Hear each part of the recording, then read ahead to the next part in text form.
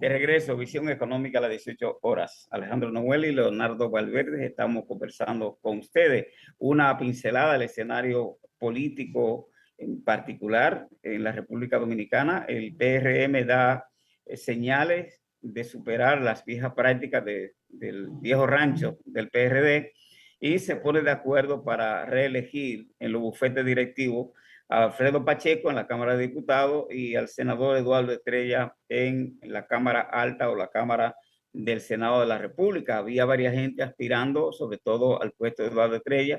Pienso yo que fue muy inteligente por parte del PRM y Luis Abinader de confirmar a Eduardo Estrella porque ha sido un aliado sostenible y un aliado coherente, ¿verdad? No le ha generado ruido, no le ha generado grandes dificultades para la aprobación de los proyectos que ha necesitado el Poder Ejecutivo. Y entonces, ¿por qué cambiar a Eduardo cuando es un hombre que no ha generado conflicto, no genera mucho ruido y es un hombre que ha sido leal a la alianza que estableció con el presidente Luis Abinader? Esto quiere decir que entonces el PRM camina un proceso de madurez política, sus dirigentes entonces van adquiriendo una nueva cultura política, que no es la vieja cultura, sino que estamos en un escenario distinto a los escenarios de los años 2015 en adelante, ¿verdad? Estamos en un nuevo contexto.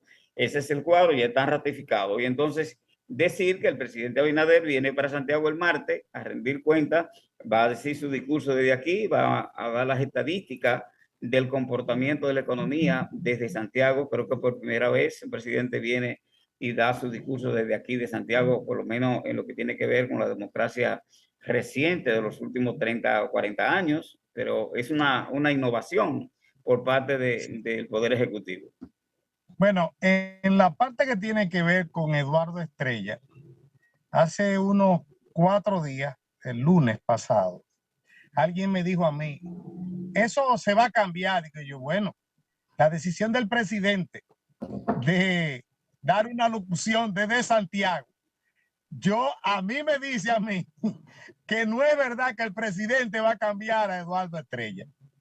A mí. Pero y habían otras señales políticas de mucha repercusión y fueron las declaraciones de Hipólito Mejía, ¿verdad? También. De que simpatizaba con que Eduardo se quedara. Obviamente que si el presidente no hubiese estado de acuerdo con que se quedara, Hipólito no iba, sobre todo en este marco de nuevas relaciones muy amigables entre Hipólito Mejía y Luis Abinader, que iba a lanzar lo que lanzó de que estaba de acuerdo. Cuando Hipólito dice que está de acuerdo con algo, obviamente que es una posición política que está adoptando, y esas relaciones de Hipólito y Luis, en la palabra misma del expresidente Mejía, parece que van muy bien, porque cuando uno se vuelve el canchanchan del otro, pues obviamente que porque hay armonía en esas relaciones de poder entre el expresidente y el actual presidente Luis Abinader. Bueno, y en el otro lado, con respecto a Joel Santos, que es el ministro interino, no hay dudas que va a estar. Nosotros acabamos de estar juntos, Joel Santos por un lado, Pavel Isa Contreras de Economía, Planificación y Desarrollo, y estuvo también Miguel Seara Hatton de Medio Ambiente y Recursos Naturales, haciendo un acuerdo sobre el gobierno apoyando al sector local, gobierno local de la provincia y de el municipio de Pepillo Salcedo para lo referente a el puerto, las plantas y todo el entramado de resultados que cada uno de esos gobiernos locales debe. Estos ministros van a dar apoyo para que todos estos proyectos se lleven a la realidad. Hay muchas cosas que ya están funcionando y estuvimos junto con el de los puertos y al mismo tiempo recibimos explicaciones todos sobre cómo va a estar el puerto, cómo se va a hacer, los problemas que habían con la playa Los Coquitos. También se prometió que no se le iba a poner la mano a esa playita, aunque hoy decían que era la otra playa, pero en sí ellos están muy entusiasmados y le estamos poniendo fecha a cada uno de los inicios, que ya se comenzaron las 2 plantas. También tenemos que resolver los problemas de la utilización de las áreas protegidas que están el ministro Seara Hatton está poniendo. Y no solamente eso, sino de unos barcos que hay encallados en la bahía que también van a ser sacados de ahí porque hay que deshuesarlo, como dicen, y todas estas cosas tienen que tener el apoyo y la autorización del Ministerio de Medio Ambiente. Muy bien, don Alejandro, entonces pasemos al balance.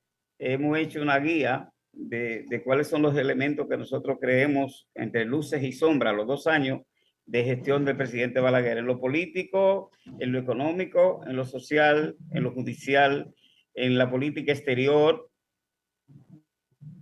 en lo que tiene que ver con el ámbito, vamos a comenzar con el primero. El ámbito educativo, en el ámbito ambiental, tiene el presidente? Corrupción e impunidad, y el último, acciones de cambio en la relación gobierno, partido, sociedad. Dígame, don Alejandro, en lo político. No, vamos a comenzar por el primero. Mire, ¿cuál es la puntuación para el presidente Luis Abinader? La puntuación yo se la asignaría en la siguiente lógica. Primero, en los aciertos políticos. En el ámbito político han habido bastantes aciertos, porque en primer lugar, la gestión del presidente Luis Abinader y su gobierno han concentrado una serie de acciones que no han posibilitado una rearticulación de la oposición política.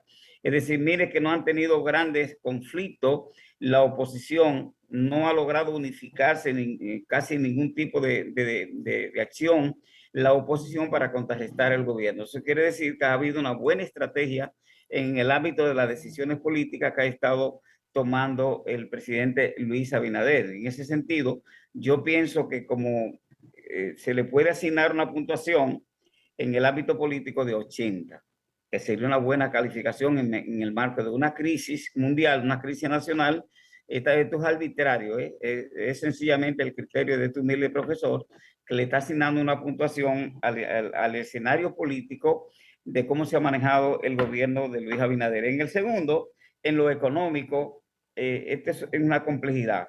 Aquí hay más complejidad que en el ámbito político, porque en lo político, el marco interno hay bastante situaciones para tomar decisiones al margen de lo que pasa a nivel internacional, pero el económico no, porque esto está muy vinculado al acontecimiento económico exógeno, de fuera, lo que tiene que ver con la comunidad internacional. Pero para hablar de una crisis pandémica o casi post-pandémica, pero que ha tenido que enfrentar estos 2 años el gobierno de Luis Abinader en el ámbito económico, lograr la reestructuración de la economía, la reestructuración de la generación de empleo, yo pienso que ciertamente para lo que está pasando en el mundo y cómo está la situación, la reducción de los déficits, que si bien ha habido una línea de endeudamiento significativa, porque tenemos 951 millones de dólares pendientes de adicionárselo al monto que ya tenemos acumulado de deuda,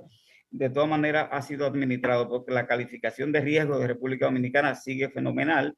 Cualquier instrumento de papeles, bonos soberanos y otros que se pongan en los mercados internacionales rápidamente consiguen acreedores. En el ámbito económico yo le daría 70 puntos, que es la misma puntuación que tiene el presidente de la República, encabezando el prestigio y la preferencia de los demás presidentes de América Latina, encabezándolo Luis Abinader. Si el PRM lograra una puntuación que se aproximara a la del presidente, pues obviamente que la oposición política estuviera en cierre en muchos aprietos, pero hay una diferencia entre el partido que soporta al gobierno de Luis Abinader, que es el PRM, y la simpatía que se le manifiestan de reconocimiento al presidente Luis Abinader. En lo social, el ámbito ha sido mucho más interesante, porque en el marco de la crisis, el gobierno, con el presidente a la cabeza, pues ha logrado diseñar una serie de programas sociales, cumpliendo con lo que había prometido en el sentido de agregar más personas a recibir, ¿verdad?, los diferentes tipos de incentivos que facilita el gobierno para los que menos tienen, e incluso incorporando otros programas al sistema de bienestar social de la población dominicana. Sigue obviamente la pobreza campea por su fuero, pero de todas maneras lo que tiene que ver con apoyo a los sectores sociales de la República Dominicana, no hay duda de que ha habido una buena iniciativa mejorando incluso las situaciones anteriores y sin que se note necesariamente una suerte de paternalismo por un lado, porque muchos de esos programas inducen a que la gente vaya a estudiar, inducen a que la gente se prepare, no solamente los niños y los jóvenes, sino los mismos adultos, pasándole un bono, pero a cambio de que se preparen, sea para hacer un emprendimiento, para iniciar un negocio o para tener una actividad que le genere ingresos más allá de lo que le pueda facilitar el gobierno. Tú sabes, ahí nosotros le estamos dando... Por otro lado, yo quisiera... Perdón. Sí. Sí.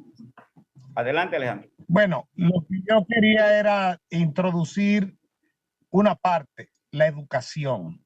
Y la educación hay que dividirla en dos.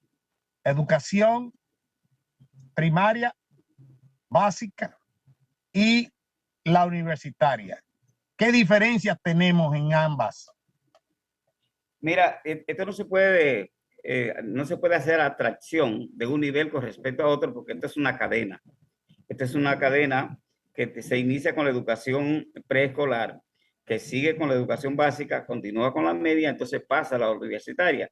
Como tú ves, una cosa arrastra a la otra. Vamos a ir a la pausa para cumplir con los compromisos, para que entonces retomemos este tema, porque en uno de los donde menos nota yo lo sacado del gobierno desde mi escala es en educación, que le estamos asignando un 70 aquí en Visión Económica, siendo muy benévolo, le asignamos un 70 al sistema educativo en los 2 años del presidente Luis Abinader. Ya volvemos.